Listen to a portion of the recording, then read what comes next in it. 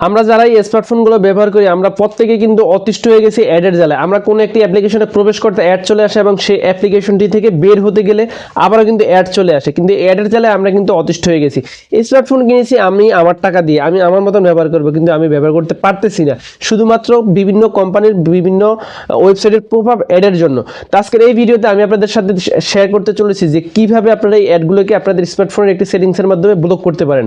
হ্যাঁ, আজকের এই ভিডিওতে আমি আপনাদের দেখাবো যে আপনারা এই সেটিংসটি যদি করে রাখেন আপনাদের অ্যাডটা আসা অনেকটাই কমে যাবে। তো কিভাবে সেই সেটিংসটি করবেন আমরা আজকে মোবাইল স্ক্রিনে গিয়ে সরাসরি আপনাদেরকে কিন্তু দেখিয়ে দিব। আমার পাশে স্ক্রিনশটটি দেখতে পারেন। তো এখান থেকে আমরা যে কাজটি করব আমাদের মোবাইল স্ক্রিনে চলে আসবো। মোবাইল স্ক্রিনে চলে আসার শেষে এখান থেকে আমরা আমাদের ফোনের সেটিংসটিকে আমরা ওপেন করে নিব। সেটিংসটিকে ওপেন করে নিয়ে এখানে দেখতে পাচ্ছেন কানেকশন অ্যান্ড শেয়ারিং, এইখানে ক্লিক করে দিবেন।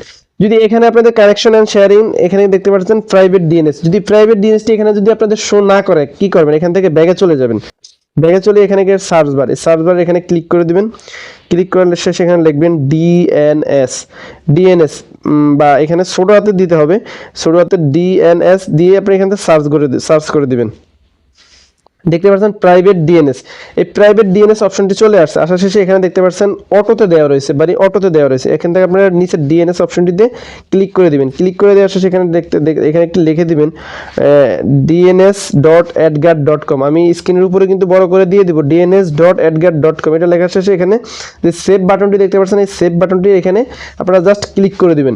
জাস্ট এখান থেকে ক্লিক করে দেওয়ার শেষে দেখতে পাচ্ছেন আপনাদের এই ডিএনএস সেটিংসটি কিন্তু এখান থেকে নিয়েছে। তো এখন থেকে আপনারা আপনাদের যেই ইয়েগুলো রয়েছে বা অ্যাডগুলো রয়েছে, অতিরিক্ত পপআপ ধরনের যে সমস্ত অ্যাডগুলো রয়েছে সেই সমস্ত অ্যাডগুলো কিন্তু আপনাদের অ্যাডগুলো থেকে আপনারা বাঁচতে পারবেন এবং সেই অ্যাডগুলো আপনারা এখান থেকে ব্লক করে দিতে পারছেন। তো এই ছিল আজকের ভিডিওটি। যদি ভিডিওটি থেকে যদি নতুন কিছু শিখে থাকেন বা আপনার যদি হেল্পফুল মনে হয়ে থাকে তাহলে অবশ্যই ভিডিওতে একটি লাইক, গুরুত্বপূর্ণ একটি কমেন্ট করতে ভুলবেন না। ভালো থাকবেন সবাই, সুস্থ থাকবেন, দেখা হচ্ছে পরবর্তী কোনো ভিডিওতে।